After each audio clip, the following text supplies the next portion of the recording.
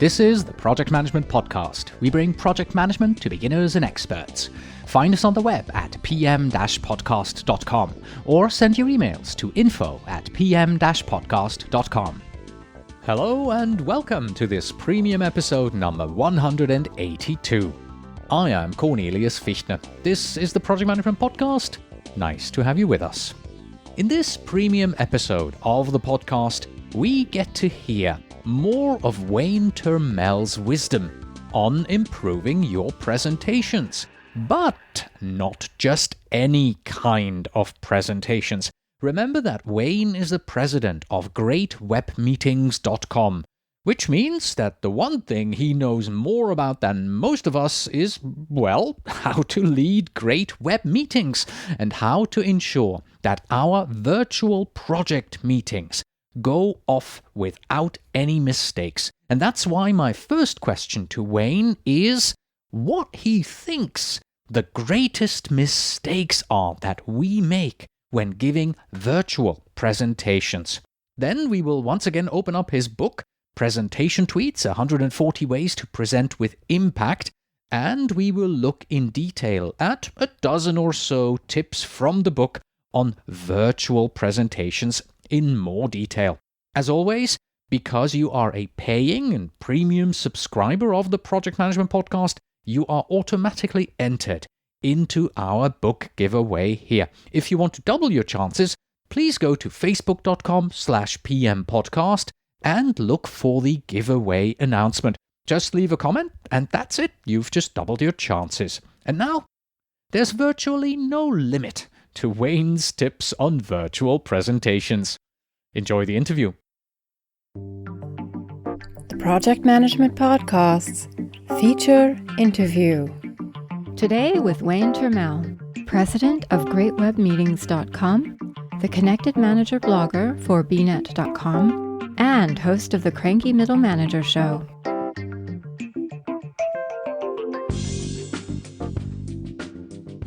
Hello, Wayne. Welcome back to the Project Management Podcast.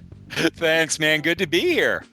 In our first interview, we focused on those sections of your book, Presentation Tweet, that give solid and general advice on presenting. And we ended with the do not use a laser pointer. So have you got yours with you today? I actually do not even own a laser pointer. Can I tell you what my guilty pleasure was all these years? The collapsible ones. Oh, yeah, the one that you unfold. Stretch out and put back and stretch out and put back. And I would sit there and talk, and I would just make people crazy by opening and closing it while I was talking. It was a lovely nervous habit. Wonderful. I do own a laser pointer, but I'm also the proud owner of 2 cats, and they are going absolutely nuts over it. So in the second interview today, we now want to focus on Section 3. And Section 3 is about presenting in a virtual world. But before we open up your book, what do you think are the 2 to 3 greatest mistakes that people make when giving a virtual presentation? I think there are a couple of things, and then obviously there are lots of subcategories to that. The number one thing is that people do not know the platform and its capabilities. And here's what I mean by it. Here are a couple of startling numbers. I actually talk about this in another book. People who use platforms like whether it's WebEx or GoToMeeting or whatever it is, and there are 127 platforms out there. So if I say WebEx, I mean those types of presentation tools.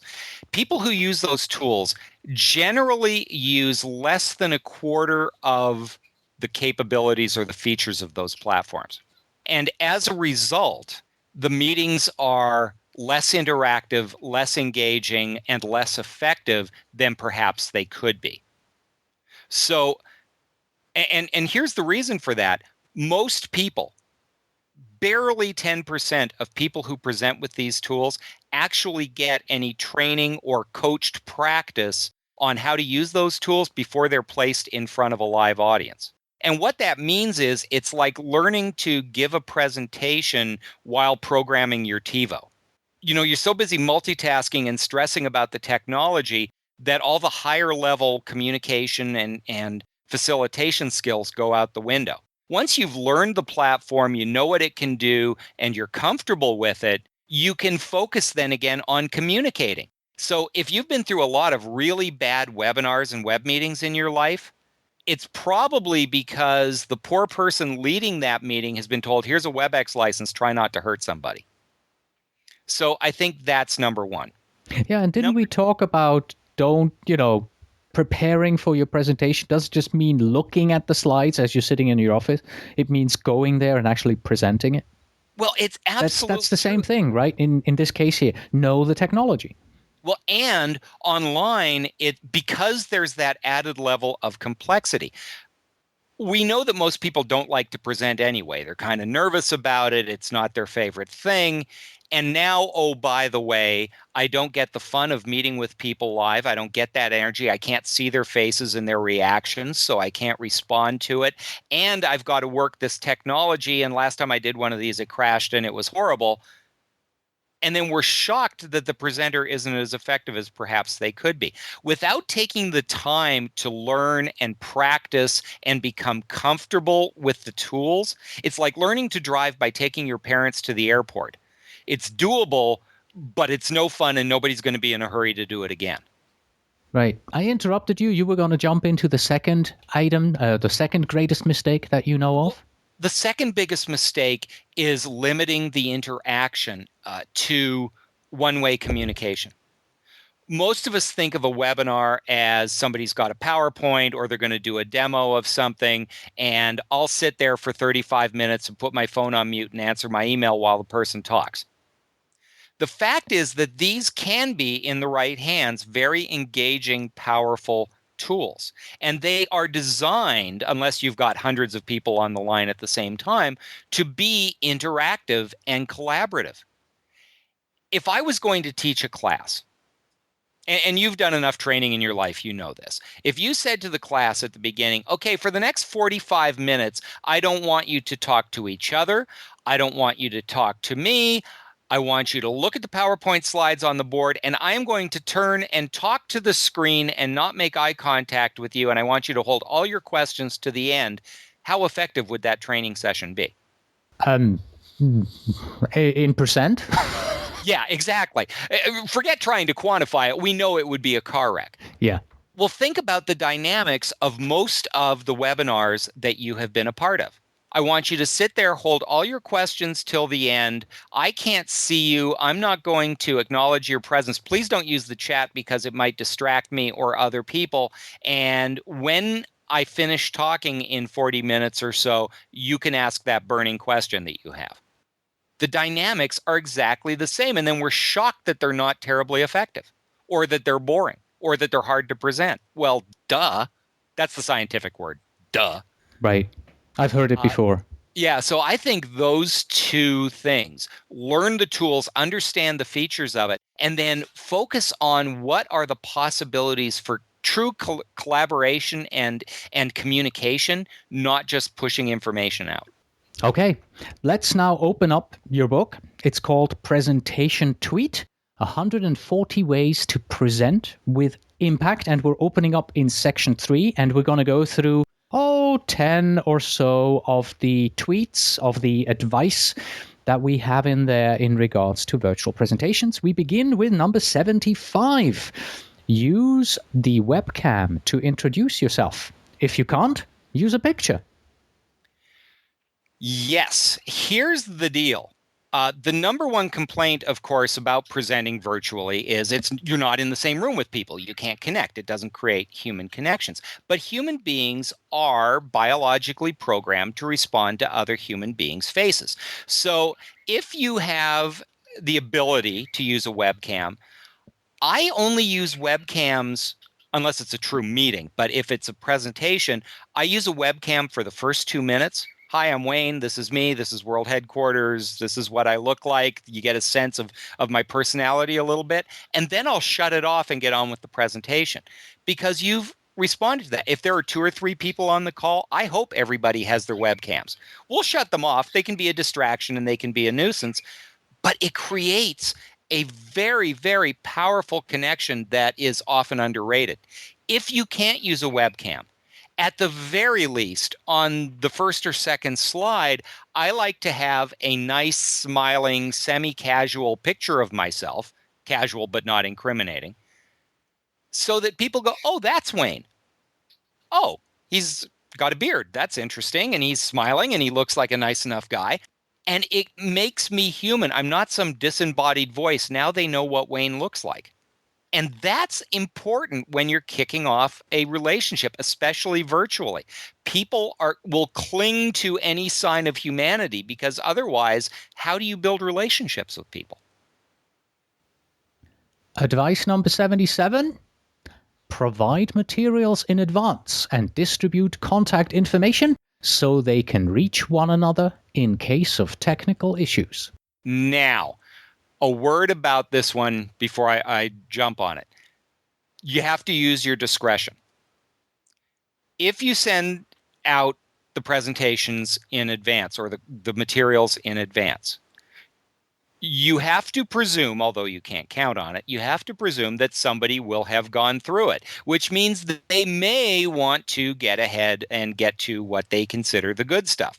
It's like handing out the presentation in advance in a live meeting. You know, if we're sitting around a conference table and I hand you, and it seems to have become regular practice, I print out my PowerPoint slides and I give them to you.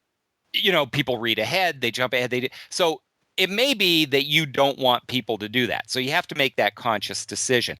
But with large meetings where they're really important, if something, God forbid, happens, if somebody can't log on, if they have a firewall issue, or for some reason they're having trouble with their internet connection, at the very least, they can hang on the phone and follow along. So that is really designed as risk mitigation. But you need to ask yourself, is that something that I want to have happen? Because there is a dark side, which is they could flip ahead or get ahead of me. And if I want them tracking with me and want to control what information they've got, I obviously can't do that if they've got that sitting there in front of them. Advice number 80 here is the do not use your BlackBerry in the meeting, translated into the virtual world. And it goes like this. Ask them to close email and instant messaging during the web meeting. Some will actually do it. You know, it's funny about that. In a meeting, people will at least be embarrassed, less so than they used to be, actually. My mother would be horrified, but at least most people will put their BlackBerries under the table and check their email like the speaker doesn't notice it. Online, the speaker is not in the room. People aren't kind of held by that social contract, and they're easily distracted. So it's very easy for them to start answering email and, instant messenger and put you on mute and go feed the dog or whatever they're doing. I find that if at the beginning of your session you set the expectation that they participate, some of them out of sheer guilt will shut it off. Here's a really good tip if you are working with folks who are scattered all over the place. I tell them that by closing all those other programs that suck up bandwidth, it lessens the chance of computer freeze or crashing and will make this meeting less painful for them. It has the added advantage of being true enough that a lot of people will actually do it, especially if they know. Now, when you set those ground rules, if they know how long the meeting is going to be, if you tell me that this will be 45 minutes plus Q&A, so it'll be less than an hour, I can get my head around that. I go, can I detach myself for that much time? Yes, I can give you an hour. Fine. And I'll shut it down. If I don't know how long it's going to be and I've got a lot of other things going on and I don't think this is particularly important, I may or may not comply. So setting ground rules. Setting ground rules is important. The other thing that you can do to do that is once you've told them to turn it off and to type questions, is do something instantly to engage them, whether it's have them send a chat message or do a poll or ask for their input right away. The sooner you engage them, the less likely they are to go answer email. If they have to wait 40 minutes to ask their question, they're going to find something else to do. Let me skip over the next one that I had here because the next, the one after this one actually fits right into what you just said. It's number 83. We'll get back to number 82 in just a moment. So advice number 83, take the time to make sure everybody knows how to send a chat message or ask a question. Don't assume they know how. So that's the same thing with the interaction that you just mentioned, right? Make sure people know how to actually do this. Absolutely. There are a couple of things, and again, it depends on the size of the meeting. If you only have 5 or 6 people on a meeting, my expectation is that you would have the audio live, whether it's the phone or the voice over IP, that people would be able to just chime in and ask questions as they would if there were 6 people around a conference table. If you've got 100 people, you need to control the interaction. But the other thing that happens is presenters kind of pay lip service to interaction. They say things like, if you've got a question, type it in the chat and we'll get to it. And that kind of sends the message to the audience. Some of them will do it. Some of them are comfortable. They've been on this platform before. They know how to do it. Some, depending on who your audience is, may not be familiar with the platform, and they think that you're just being nice. Save your questions till the end is what they heard. And so they'll do that. And then there's that uncomfortable pause at the end while people wait for somebody to ask a question. What I do, and I go into this in very specific detail in another book, and certainly in the training that we do, we get people to do this right away, which is engage them. If you really want them to use the chat feature, they've been on so many meetings where they've been told, for God's sakes, don't chat because it might be distracting, that they don't think you're serious. What I tell people is, do me a favor. There's a chat box on the right-hand side. Type in the city you're in and what the weather is today.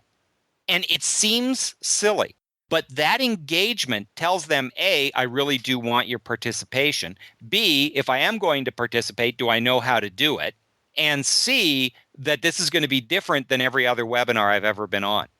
And engagement instantly goes up. When people understand that they are not to be passive observers, their interest automatically goes up. Going back to advice 82, as promised, audience start to lose interest faster online than in a room. Get to the point. We heard that in the last interview a few times, right? Get to the point, get to the point, get to the point. So here it's even more important. That's good advice live or online. Yeah. But online, it's actually physically hard to maintain focus. There's so much else going on. I mean, I work in a home office with windows, telephones, and a very needy cockatiel. And, who's constantly squawking in the background and carrying on, and at the moment is chewing on my shoelaces. It's hard for me to maintain focus, and I'm motivated. I want to listen, and it's hard for me to do that. So the longer you take to get to the good parts, the likelier it is that your audience is going to miss an important point. They get distracted. We live in an ADD world, I'm afraid. And because they don't even have the social constrictions of, well, if I look away or answer my email, I'll be busted because the speaker can see me. The speaker can't see you. So you don't even have that kind of peer pressure shame on you to pay attention. Along a similar line is advice number 91. Visuals should change every 1 to 2 minutes to keep audience interest. Is 1 to 2 minutes not almost too long? Okay. This is kind of like in Pirates of the Caribbean. It's not so much code as it is guidelines. Okay. But here's the deal. Here's the deal. Human beings are very much like raccoons. We're attracted by color, light, and motion. Whenever anything changes on the screen, we visually re-engage. We almost can't help it. Now, in a live meeting, I would urge people, less is more. Don't use any more PowerPoint slides than you absolutely have to. No death by PowerPoint, whatever.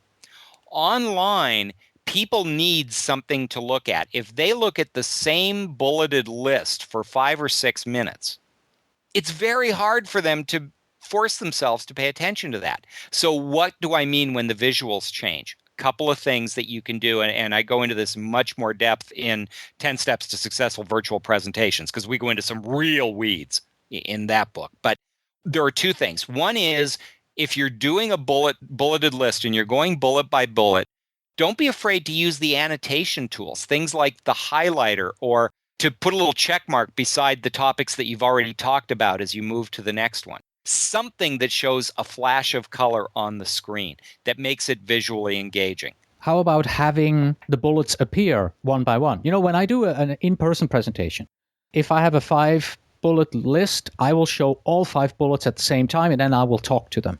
But when I do a webinar, I will have them appear. Bullet 1 appears, I talk to it. Bullet 2 appears, I talk to it. I would never do that in a live presentation, but in a webinar, yes, definitely. Yeah, and that's a great point. Animation is nice if it works. Depending on the tool that you use and the version of PowerPoint that you're using, some platforms allow full use of animation and some don't.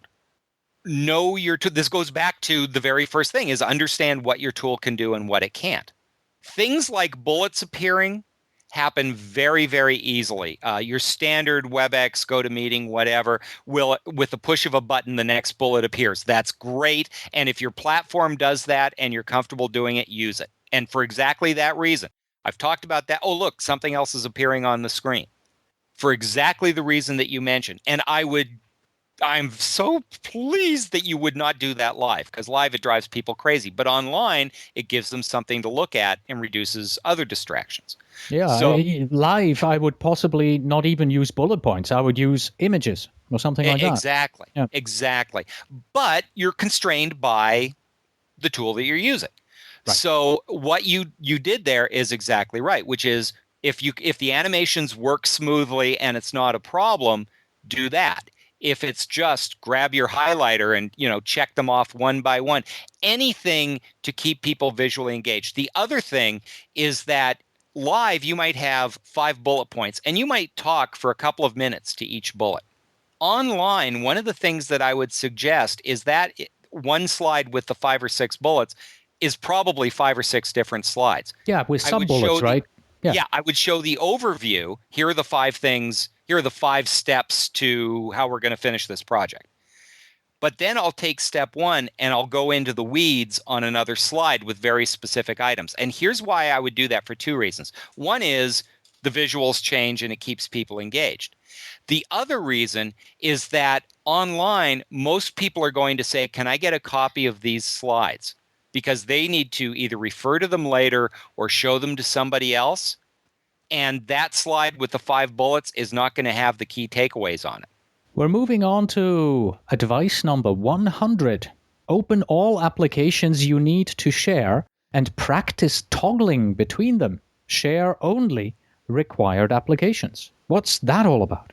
One of the really excellent things about platforms such as WebEx or any of these others is the ability to share things in real time with your audience. So when you share applications, rather than just show them a screenshot of the budget in Excel, you can actually open the budget in Excel and you can show them in nice, huge detail what you're talking about. You can highlight it. You can actually fill it in and build it as you go, which is incredibly dynamic and much more impactful. If they want to know how the budget got there, show them what happens when you lessen a number or increase a number on the budget. And it changes in real time. It's very powerful.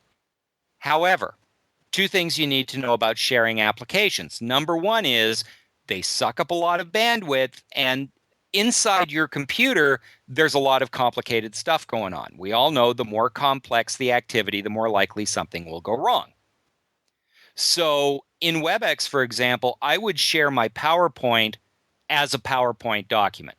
I wouldn't open PowerPoint and share it as an application, because that's way too much work going on behind the scenes and it doesn't add any value, unless I was working on the slides in front of everybody. The other thing is, when you are going to use the applications, nobody wants to sit there and watch you fumble around on your computer while you find the file that you're looking for. People will be indulgent of you switching from one screen to the next or one visual to the next, but don't make them wait while you log on. Have it sitting there so that you can go to the part of the application you want with the push of a button and respect their time. It's like if you're going to show me a demo of what's behind your website, I don't need to see your logon screen. I've seen logon screens. Show me the first thing that's really going to wow me. Get to the good stuff. So you should have any documents you're going to have open, any presentations you're going to load, anything that you're going to show them, if at all possible, have it ready to go so that there's very little lag time moving from one thing to the next. It will make you look much more professional, and it respects the audience's time. Tweet and advice number 101. Imagine how you would run the meeting if you were face-to-face. Now imagine how to duplicate that online. This gets back to understanding and appreciating how rich some of these tools are and why it's worth your time doing some of these complicated maneuvers. If you would, in a meeting, run a brainstorm and capture the audience's input and capture their ideas, and you would do that live in a meeting, why would you not do that online? It's easy to do. You can use the whiteboard feature, or you can just open up a Word document and share it with everybody. But you can, using the chat or using the telephone or the audio, however you want to take that input, if you want to develop a brainstorm or get their answers to possible questions or test their knowledge, there are plenty of ways to do that online. It makes it interactive. At this point, I would ask them a question to make sure they understand it. Well, you can do that. I mean, one of the things that makes me crazy on webinars is if there are 3 steps to something, they'll wait until the end of step 3 to take the audience's question. Well, if I didn't get step 1, steps 2 and 3 are going into the ether. They're not they're not having the impact they should have on me. So after step 1, rather than barreling through for the next 30 minutes, why don't I stop and I could use the polling, or I could simply ask a question, or I could ask them to give me a thumbs up or a thumbs down, or do they have any questions about this before we move on, which breaks it up. It makes it more engaging. It tells them, oh, you were serious about that whole staying connected thing. It starts to create the dynamics that so many of us feel are missing online. Online presentations are never going to be the same as live meetings. That's the good news and the bad news. It depends on how good your live meetings generally are. But they can be much richer, more powerful experiences than they usually are. And it starts with form follows function. If I would start by asking the audiences a couple of questions so that I understand who they are and what their level of knowledge is, how do I replicate that online? If I would get their feedback or ask for a brainstorm or go to the chart or the whiteboard at this point, what are the features of the tool that I'm using that would allow me to do that? How would I take this 2-day training and break it up? I can't ask them to sit there for 2 days. That's cruel. And I'm pretty sure it's against the Geneva Convention. In this tool, I need to do more shorter modules. Okay, I can do that. With a little thought and a little planning, these tools can be so much better used and better experiences for you as the presenter and your audience than they often are. But it starts with, what are you trying to accomplish? What do I want to do? What are the constraints with this tool that dictate how I will do it? And how can I best use this technology to accomplish the goal that I'm trying to accomplish? Let's close out our discussion here with some advice for our listeners. Let's assume someone has a virtual presentation in the next 24 hours or so. What are the 1 to 2 recommendations that you have for them that they can do right now or, tomorrow morning when they get into the office to improve the success of their virtual presentation, their virtual meeting? The single biggest thing, if your presentation is tomorrow, get on the blower with somebody in another office or somebody at home or somebody who doesn't work at the next cubicle. Connect online and give your presentation to that person. Practice with the tools that you're going to use and get a sense of the user experience. Do the slides change as quickly and smoothly on that person's computer as they do on yours? Does the polling work?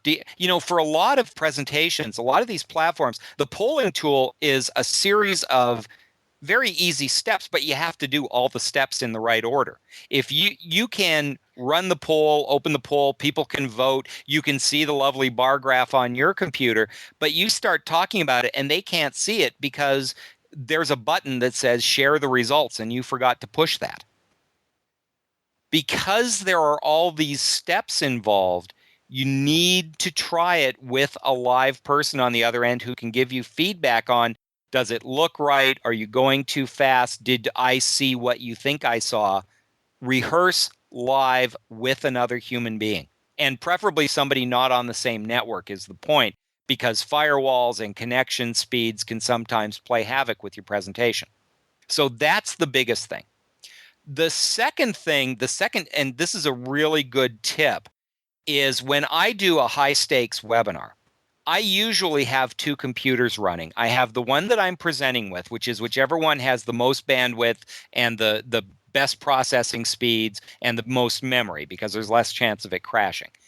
The other thing I do is I have a second one, usually my laptop, and I log in as a participant, so that I not only have the presenter screen, because the presenter interface on most of these tools is slightly different than what the audience sees, but I also have a monitor of what the audience sees. So I can tell if there's a problem with my slides not moving or if something isn't showing properly.